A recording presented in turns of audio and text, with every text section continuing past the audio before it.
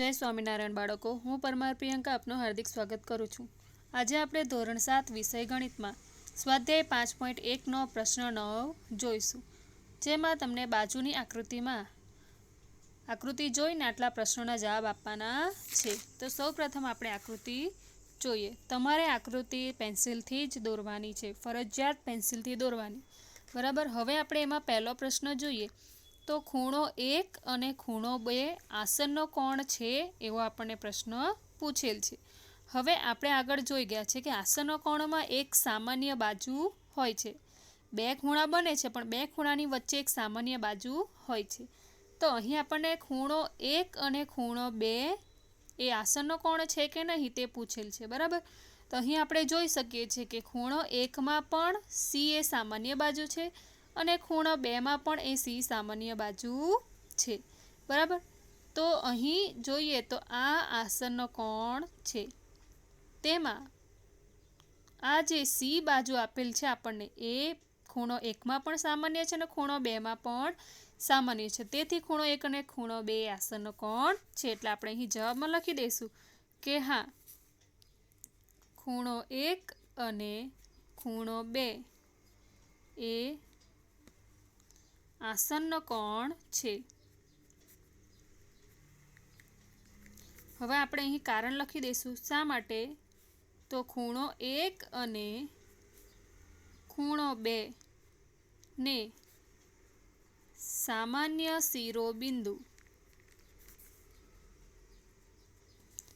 શિરોબિંદુ કયું છે? 0, બરાબર। તે ખૂણો 1માં પણ આવે અને ખૂણો 2માં પણ આવે અને સામાન્ય ભુજ કયું છે? તો કિરણ ઓ સી, બરાબર। એટલે સામાન્ય બિંદુ 0 છે તથા ખૂણો 1 અને ખૂણો 2 નો એક ભુજ કિરણ ઓસી સામાન્ય ભુજ છે। તો બાળકો, તમને આ પ્રશ્ન 1માં સમજ પડી ગઈ ને? હવે આપણે પ્રશ્ન 2 જોઈશું। પ્રશ્ન 2માં એવું પૂછેલું છે કે ખૂણો એઓસી અને ખૂણો એઓઈ આસનનો કોણ છે। તો અહીં આપણે જોઈ લઈએ કે ખૂણો એઓસી અને ખૂણો એઓઈ, બરાબર।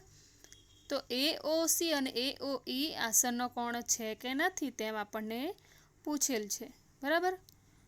પણ અહીં આપણે જોઈએ કે એઓસી અને એઓઈ એ બંને અલગ અલગ ખૂણા નથી, એ તો અહીં એક જ સાથે ખૂણા આવેલા છે, બરાબર। અને એઓઈનો જ એક ભાગ છે એઓસી, એટલે કે આ જે ખૂણો તમે જોઈ શકો છો એઓઈ માં જ એની અંદર જ એઓસી સમાઈ ગયેલો છે, એટલે બંને અલગ અલગ ખૂણા નથી। જ્યારે આસનનો કોણમાં શું હોય? બંને અલગ અલગ ખૂણા હોય છે, બરાબર। ખૂણા અલગ અલગ હોય છે અને સામાન્ય ભુજ એક હોય છે, પણ આ તો શું છે? એઓઈમાં જ એઓસી ખૂણો સમાઈ ગયેલો છે, એટલે એ આસનનો કોણ નથી। એટલે આપણે અહીં જવાબમાં લખશું કે ના, ખૂણો એઓસી અને ખૂણો એઓઈ આસનનો કોણ નથી, બરાબર। શા માટે નથી? તો અહીં આપણે કારણમાં લખી દઈશું કે ખૂણો એઓસી એ ખૂણો એઓઈનો જ ભાગ છે, બરાબર। હવે આપણે જોઈએ ત્રીજો પ્રશ્ન। ખૂણો સીઓઈ અને ખૂણો ઈઓડી રેખિક જોડ રચે છે। તો રેખિક જોડમાં બાળકો તમારે ખાસ કરીને યાદ રાખવાનું છે, તમારે ટી આકાર યાદ રાખવાનો છે। ટી આકાર ઊભો, આડો, બરાબર, આ રીતે ગમે તે રીતનો ટી આકાર તમારે યાદ રાખવાનો છે જે રેખિક જોડના ખૂણા રચે છે। તો આપણને અહીં કયા કયા ખૂણા આપેલો છે? સીઓઈ અને ઈઓડી। અહીં આપણે જોઈએ સીઓઈ અને ઈઓડી, તો અહીં આપણે જોઈ શકો છો કે સીઓઈ અને ઈઓડી એટલે અહીંયા ટી આકાર બને છે, બરાબર છે ને? સી, ડી અને ઈ એટલે આ કયો આકાર બને છે? ટી આકાર બને છે। તો બંને ખૂણા અને આસનનો કોણ અને રેખિક જોડમાં શું હોય છે? તો બંને બે જે કિરણો હોય છે એકબીજાની વિરુદ્ધ હોય છે, એટલે અહીંયા તમે જોઈ શકો છો કે ઓસી આ તરફ જાય છે અને ઓડી આ તરફ જાય છે, અને બંનેને એક સામાન્ય કિરણ છે જેનાથી બે ખૂણા બને છે, એક આ ખૂણો બને છે અને એક આ ખૂણો બને છે, બરાબર। અત્યારે તમારે આ કિરણને ધ્યાનમાં લેવાનું નથી, આપણે COE અને EODની જ વાત કરી રહ્યા છીએ, એટલે આ કિરણને તમારે ધ્યાનમાં લેવાનું નથી। તમે અહીં જોઈ શકો છો કે ટી આકાર બને છે જમણી બાજુ, બરાબર ને, આ ટી આકાર બને છે અને બે ખૂણા બને છે, એક આ ખૂણો અને એક આ ખૂણો, બરાબર। તો અહીં આપણે કહી શકીએ કે ખૂણો COE અને ખૂણો EOD રેખિક જોડ રચે છે, એટલે આપણે અહીં જવાબમાં લખી દઈશું કે હા, ખૂણો COE અને ખૂણો EOD રેખિક જોડ રચે છે। તો કારણ આપીએ તો કારણ શું? તો કારણ એનું એમ હશે કે બિંદુઓ C, O અને D, મેં તમને કહ્યું ને C, O અને D એક જ સીધી રેખામાં છે, બરાબર, અને સામેથી એક કિરણ પસાર થાય એટલે બે ખૂણા રચે છે। તો COD એક જ સીધી લીટીમાં છે,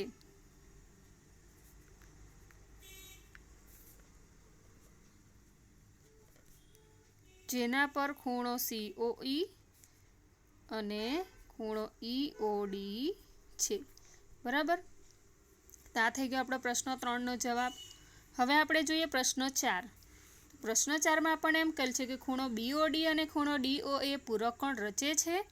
તો અહીં આપણે જોઈ લઈએ પહેલાં કે BOD એટલે આ ખૂણો, બરાબર, BOD એટલે આ ખૂણો, અને બીજો છે DOA એટલે DOA, એ કયો ખૂણો રચે છે? પૂરક કોણ રચે છે। તો આપણે હવે મેં આગળ તમને કહી ગઈ કે અહીં જોઈએ તો આ DOB અને DOA અહીં ટી આકાર બને છે, બરાબર, અને ટી આકાર એટલે કે રેખિક જોડ, ને રેખિક જોડ હોય તો તે પૂરક કોણ પણ હોય છે, બરાબર। તો DOB અને DOA શું છે? પૂરક કોણ છે એમ આપણે કહી શકીએ, કારણ કે અહીં જોઈએ તો AO અને B એ સીધી લીટી પર આવેલા છે અને જેના કારણે અહીં બે ખૂણા બને છે, AOD બને છે અને DOB બને છે, બરાબર। તો અહીં આપણે લખશું કે બિંદુઓ BO અને A એ સીધી લીટી પર છે, જેના પર ખૂણો BOD અને ખૂણો DOA છે, વળી ખૂણો BOD વત્તા ખૂણો DOA બરાબર 180°। તેથી અહીં આપણે જોઈ ગયા કે આ ટી આકાર બને છે એટલે કે રેખિક જોડના ખૂણા, અને રેખિક જોડના ખૂણાનો માપનો સરવાળો કેટલો થાય? 180°, અને પૂરક કોણના બે ખૂણાનો માપનો સરવાળો પણ કેટલો થાય? 180° થાય, એટલે જો રેખિક જોડ 180° તો તે પૂરક કોણ પણ કહેવાય, એટલે બંને પૂરક કોણ રચે છે, બરાબર। હવે આપણે જોઈએ 5મો પ્રશ્ન। તો ખૂણો 1 અને ખૂણો 4 અભિકોણ છે। તો હું તમને આગળ સમજાઈ ગઈ કે અભિકોણ એટલે એના માટે તમારે X આકાર યાદ રાખવાનો, એટલે આ એક સામસામેના ખૂણાની બે જોડ, આ એક જોડ અને આ બીજી જોડ, બરાબર। અભિકોણ એટલે X આકાર તમારે યાદ રાખવાનો અને સામસામેના ખૂણાની બે જોડ બને। તો અહીં આપણને ખૂણો 1 અને ખૂણો 4 પૂછેલ છે, એટલે આ છે ખૂણો 1 અને ખૂણો 4, બરાબર। તો ખૂણો 1ની સામેનો ખૂણો 4 થઈ ગયો, આ જે છે એ શું રચે છે? અભિકોણ રચે છે, અને એમાં જોઈએ તો ખૂણો 1 અને ખૂણો 4 એ સામસામેના ખૂણા છે, એટલે અભિકોણની જોડ છે। તો અહીં આપણે લખશું કે હા, ખૂણો 1 અને ખૂણો 4 એ અભિકોણ છે, બરાબર। તો કઈ રીતે? તો રેખા AB અને રેખા CD, આપણે જોઈ ગયા કે અભિકોણમાં બે રેખાઓ સામસામે પરસ્પર એક બિંદુમાં છેદે, એટલે અહીં AB અને CD O બિંદુમાં છેદે છે અને 4 ખૂણાઓની રચના થાય છે. તેમાંનો ખૂણો 1 અને ખૂણો 4 સામસામેની ખૂણાઓની જોડ છે. એટલે અહીં આપણે લખશું કે રેખા AB અને રેખા CD પરસ્પર 0 બિંદુમાં અથવા O બિંદુમાં છેદતી રેખાઓ છે. તેથી ખૂણો 1 અને ખૂણો 4 સામસામેના ખૂણા બને છે. હવે આપણે જોઈએ છેલ્લો પ્રશ્ન. ખૂણો 5નો અભિકોણ કયો છે? તો અહીં આપણે આકૃતિમાં જોઈએ કે ખૂણો 5 છે એની સામેનો ખૂણો. તો ખૂણા 5ની સામેનો આખો ખૂણો આવશે આ. એટલે 2 + 3 એટલે આખો ખૂણો. અહીં છે ને 5, તો 5ની સામેનો ખૂણો આખો ખૂણો આવશે. બરાબર? AOD અને COB. બરાબર? તો 2 + 3 એટલે 5ની સામેનો ખૂણો 2 + 3 થશે. બરાબર? આખો જ ખૂણો આવી જશે. એટલે અહીં આપણે જવાબમાં લખશું કે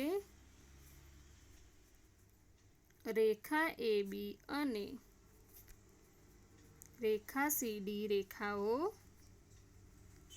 કયા બિંદુમાં છેદે છે? O બિંદુમાં છેદે છે. બરાબર? રેખાઓ પરસ્પર O બિંદુમાં છેદે છે.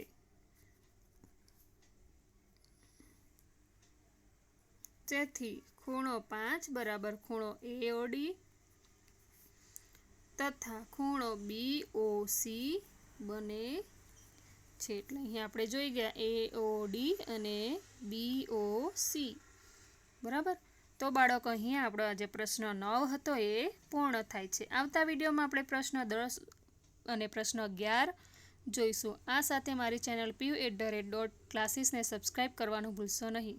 અસ્તુ.